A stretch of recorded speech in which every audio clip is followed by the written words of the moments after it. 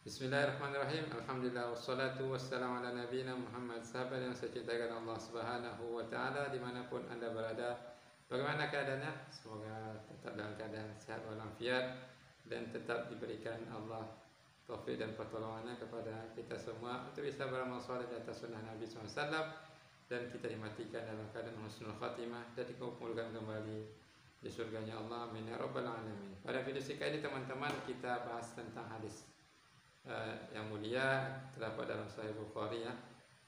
Diawali dari kejadian yang dialami oleh Abu Burdah ya bersama Yazid bin Abi Kabsyata, yang mana Abi bin Kabsyata ini ketika safar dia berpuasa teman-teman. Lalu berkatalah Abu Burdah kepadanya, sami'tu Abu Musa miraran, aku mendengar dari Abu Musa al-Asy'ari ya, Al-Ansari. Dia adalah seorang sahabat Nabi yang mulia dari kalangan Ansar berada di Madinah.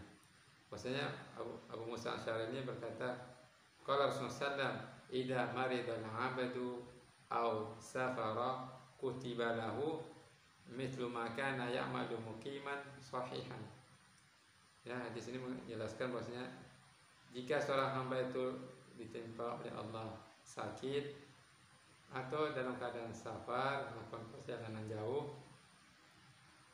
tidak bisa beramal saleh, maka dia akan mendapatkan pahala ya, mendapatkan pahala sebagaimana biasanya dia lakukan ketika mukim maupun dalam keadaan mukim dan sehat ya teman-teman. Sini dikatakan bahwasanya idza maridul abdu, hamba di sini dimaksud adalah mukmin teman-teman, seorang mukmin yang mana ketika dahulu sebelum dia sakit dia terus melakukan amalan tersebut, akan tetapi dikarenakan sakit tersebut dia tidak bisa melakukan amalan tersebut ya, dia tinggalkan begitu, karena tidak memungkinkan baginya untuk melakukan amalan tersebut, maka dia tetap mendapatkan pahala dari amalan tersebut ya, dikarenakan dia sudah berusaha ya. Wa niyatuhu laulal mani mudawamatu, kalau bukan karena ada pahala maka dia akan lanjutkan itu, tapi karena sakitnya tersebut cukup parah atau dalam kondisi koma kan teman-teman. Ada orang yang biasanya misalnya dia sebelum sakit, sebelum koma dia baca Quran itu terus menerus ya setiap hari, atau puasa sunnah itu, puasa sunnah zuha atau puasa atau sholat malam itu teman-teman ya. Nah, ketika Allah uji dia dengan sakit dan menyebabkan dia koma, maka dia dalam kondisi koma tersebut tidak mendapatkan pahala dari amalan yang biasa dia lakukan sebelum koma. Itu adalah bentuk rahmat Allah teman-teman ya. Intinya ada niat ya, atau dia dalam kondisi sadar, namun kondisi sadar itu fisiknya tidak memungkinkan baginya untuk beramal saleh, sehingga dia mau nggak mau terpaksa tidak melakukan amalan yang biasa dia lakukan, rutinitas tersebut ya. Itu adalah bentuk rahmat Allah kepada hambanya Allah ya. Masya Allah teman-teman ya, nikmat ya, nikmat dalam keadaan hidup dalam ajaran Islam dan kita amalkan dalam kehidupan kita. Dan ada juga orang yang dalam kondisi safar teman-teman ya, safar yang bukan dalam perkara maksiat, dan safar tersebut menghalangi dia untuk bisa bermasalah seperti dalam pesawat itu lama dalam pesawat. Nah, seharusnya dia bisa baca Quran kan, namun karena kondisi tersebut tidak memungkinkan baginya untuk melakukan aktivitas amalan soleh yang biasa dilakukan, dan dia akan mendapatkan pahala tersebut karena dia sudah berniat untuk melakukan tersebut namun terhalangi. Ya, Allah tuh ya'lamu ma fi sudur ya. Yang lalu ma tukhfi fi sudur, Allah itu mengetahui isi hati hambanya yang tersembunyi, maka dia akan tetap dapat pahala teman-teman ya. Di sini ada pembicaraan para ulama ya. Ada yang mengatakan khusus ya perkara yang sifatnya itu nawafil saja, itu amalan sunnah, adapun wajib tidak termasuk dalam hadis ini. Namun ada juga ulama mengatakan juga termasuk amalan wajib, kan tetapi amal wajib ini tetap harus dikerjakan, bukan menjadi alasan untuk ditinggalkan ya. Misalnya dia terhalangi untuk bisa melakukan amal wajib tersebut, tetapi tidak bisa dilakukan dikarenakan safar atau sakitnya tersebut, maka dia wajib mengqadha jika tidak memungkinkan dilakukan pada waktu tersebut. Nah, ketika dia bisa lakukan namun tidak bisa sempurna pada biasanya ketika dia dalam kondisi sehat atau dalam kondisi mukim, maka dia tetap mendapatkan pahala walaupun dia tidak bisa melakukan secara keseluruhan ya maksimal, dan dia tidak bisa melakukan itu secara sempurna ya, maka dia bisa mendapatkan pahala itu sempurna teman-teman. Seperti sholat itu berdiri, namun dikarenakan tidak memungkinkan maka dia sholat dulu.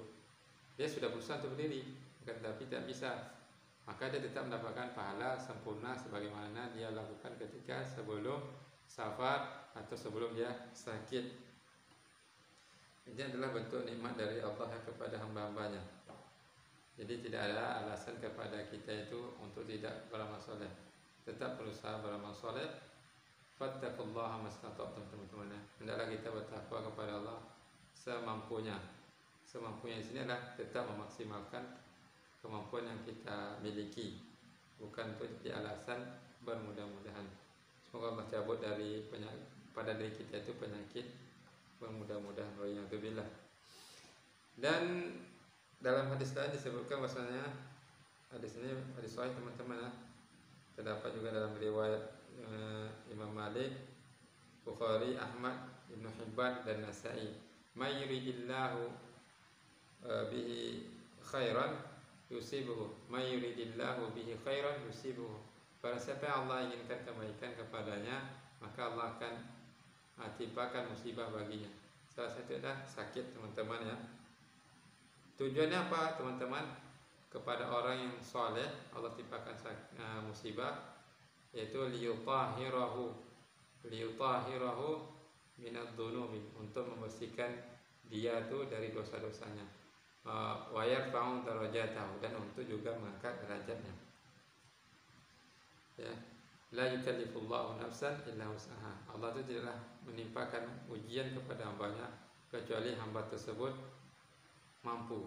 Intinya kita berhusnuzon kepada Allah Azza wa Jalla, dan semoga Allah memberikan hati saya ya, kepada teman-teman hati yang ridha atas apa yang Allah uji kepada kita ya, karena setiap kita itu diberikan oleh Allah ujiannya berbeda-beda, dan semoga ujian yang diberikan oleh Allah kepada kita menjadikan kita sebagai hamba yang semakin bersyukur kepada Allah dan semakin istiqomah di atas ketaatannya sampai tutup usia teman-teman. Semoga pembahasan singkat ini bermanfaat ya teman-teman, terkhususnya kepada saya pribadi. Jika ada salah kata mohon maaf ya, tidak ada manusia yang sempurna ya. Kita di sini saling watawasau bil haq ya, watawasau bis sabr, saling